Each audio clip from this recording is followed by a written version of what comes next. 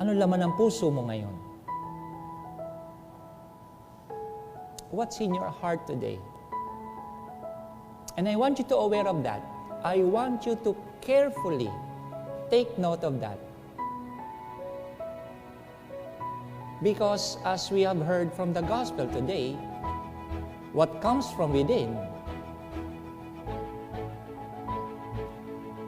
either makes it defilement or purify us. So what's in your heart? Early on, in these early hours of this day, or nasa puso mo? If you try to think deeply about it, kung ano raw yung nandoon sa puso natin at pinapahalagahan natin, we carefully guard it. Binabantayan natin ano yung mahalaga sa puso natin, and in fact, hindi na pagbabantay. Nagkakaroon pa tayo ng quote-unquote rules or things that would safeguard it, protect it. Case in point, halimbawa, kung mahalaga sa atin ang pamilya, nagkakaroon tayo ng rules sa bahay. Diba? O, pagka nag-uusap kayo, magkakapatid ha, bibiliin mo kagad yung mga anak mo. Kayo magsisigawan. Those are rules. Or, lagi kayo magsasabi ng tapat. Those are guidance. Kasi in your heart, mahalaga sa iyo yung mabuting pagsasamahan ng pamilya mo. Pre-pandemic times, nagkakaroon pa tayo ng curfew. Alas 6 pa lang ng bahay. Alas 6 pa lang alas 6 ng gabi, dapat nasa loob ka na ng bahay. Those were in our times. No? Mga millennials ngayon, wala na. Ano alas 6? Alas 6 ka dyan. Ginagawa natin makabago yun. O, ngayon, ang mga kabataan, nasaan ngayon? Nasa mobile games, nasa paglalaro, internet. Dahil mahalaga sa atin yung kanilang kabutihan, yung kalusugan, we make some rules. 3 oras lang, ha? O di kaya, pag kami assignment, walang games. O pag tayo mismo sa sarili natin. Kung mahalaga sa atin yung ating relasyon sa mga mag-asawa, may usapan kayo? Ako lang, ha? Wala nang iba. Asawa mo ko. Pwede kang tumingin sa iba, tingin lang. Pero ako pa rin ang tititigan mo. Di ba? May mga ganun tayo. Kasi mahalaga sa atin yung pagsasamahan ng mag-asawa. Sa mga kapwa ko mahilig sa basketball, we enjoy our games, pero we do not go above and beyond the rules of the game. May mga isinet na mga batas doon para ma-enjoy yung laro. And for all those basketball fanatics na nakagaya ko, you can only enjoy the game in as much as you follow the rules. It's not just about winning the game. It's about winning it fairly and squarely. And it applies every aspect of our life.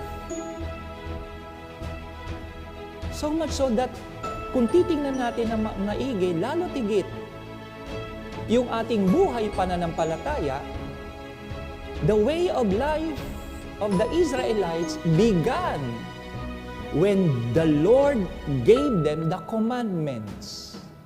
Kaya nga yun yung unang pagbasa. Kung babalikan natin yung unang pagbasa sinabi sa atin dito, sabi ni Moses, pinaalalahanan niya, in your observance of commandments of the Lord, I enjoin you.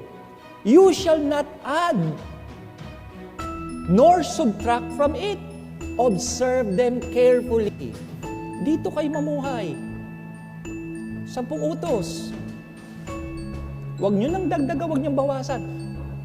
Tuparin nyo lang yun.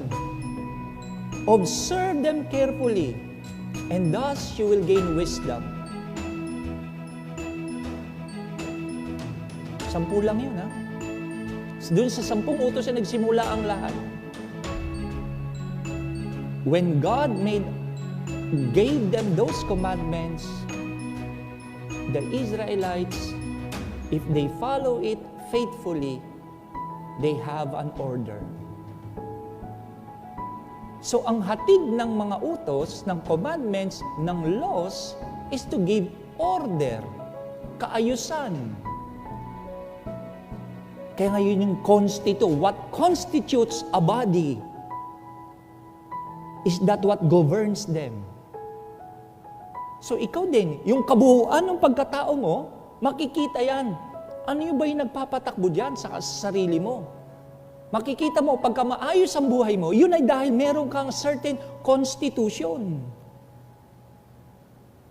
The order that you have in your life stems from the kind of discipline of what you are following. Ay pagka wala kang sinusunod kung ano, sabog ang buhay mo. There is no order. Chaos. Chaotic. Kaya kita mo ang isang tao, pag makikita mo kagad ang isang tao, kapag malalaman mo yun pag walang direksyon sa buhay eh. Bakit? Wala sinusunod na kung ano eh. In the name of freedom. Again, na-defile na siya. Kasi that's not the real meaning of freedom. Freedom is not so much about what I want to do. No. Its basis, it's on what's the right thing to do. Righteousness, what is just. So kapag hindi tayo sumunod doon, magulo, sabog ang buhay natin. Magkakanya-kanya tayo. Same thing with our spiritual life. Kaya nga pinalalang, second reading. I bring it to the second reading. What Paul said, humbly welcome the word that has been planted in you and is able to save your soul. Yun naman yung gusto na maligtas yung kaluluwa eh. Hindi lang basta maging maayos yung pamumuhay. God gave us the commandments so that our life may be in order and also to be able to save our souls. Tingnan mo yung mga bagay na nag-govern sa buhay mo. Saan ka dinadala niyan? Bukod sa matiwasay na pamumuhay sa loob ng tahanan, sa iyong hanap buhay, sa iyong pamayanan, sa ating bansa, ask yourself, does it help me to save my soul? Yung bang ginagawa mo, nasasabi mo, for the sake of freedom, malaya akong gawin yung gusto kong gawin. Ask yourself, can it save your soul? Oo nga, malaya ka. But then again, nagdudulot ba yun ng kaligtasan sa iyo? In one of my dialogues with the young professionals, I always remind them, kung gusto niyo mga anak na hindi lang katiwasayan ng buhay, tanong mo sa sarili mo, yung gagawin ko ba, makaliligtas sa kaluluwa ko? Wala nakakakita. Yung gagawin kong pagbabago, will it help me save my soul? And by so doing, save other souls as well. Yun yung malasay dinudulot nung batas. Traffic light. Clear example, traffic light. Practical tayo mga anak. Traffic light. Some would see the traffic light not for freedom, but it constricts them. Kaya nga may iba-ibang kahulugan yung kulay na yun. Berde, go. Ang pula, stop. Ang dilaw, bilis-bilisan mo para hindi ka abutan. Where in fact, it prepares you to stop, not to proceed. Violate it, disgrasya ang aabutin mo. Kasi binigyan mo ng ibang kahulugan. Same thing with life.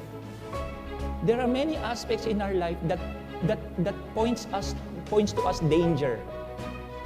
If you go beyond this, it becomes sin. It will kill your soul. Pero how many of us heed those signs? Thinking na, kasi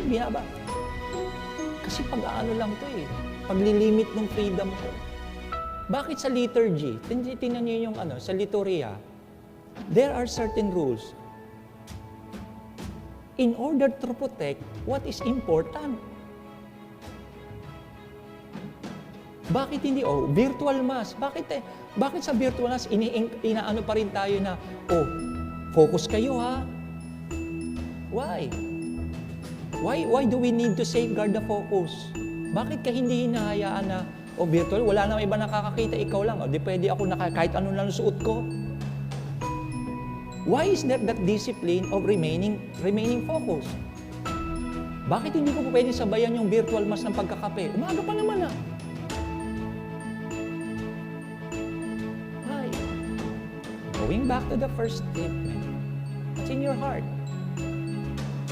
If this is important to you, hindi ba protektahan mo ito? Which is why, in the gospel there, Jesus said, take care of what is in your heart. By the laws that has been given you, follow. Because it saves your soul. Ang mahalaga sa Diyos, makita mo na maging malaya ka sa Kanyang mga utos. God's law brings order. And when there is order, there is freedom. And that freedom makes you worship the Lord in honesty, in truth, in humility. Yun ang ginagawa ng utos ng Diyos. Ang utos ng Diyos nagbibigay kaayusan. And eventually itong kaayusan magbibigay sa iyo ng kalayaan. At yung kalayaan na tinatamasa mo dahil ikay nakaugat sa utos ng Diyos, magdadala sa iyo sa kaligtasan na siya rin ang may kaloob. Kaya nga mga anak, anong nasa puso mo? Kung nasa puso mo at pinapahalagahan mo yung relasyon mo sa Diyos, go back to the basics. What rules your life? What certain rules have you established to protect the sanctity of your soul? Kung mahalaga sa iyo yun, anak, pahalagahan mo.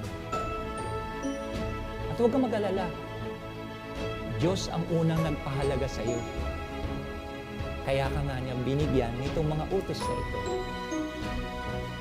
God's commandments does not restrict you. No.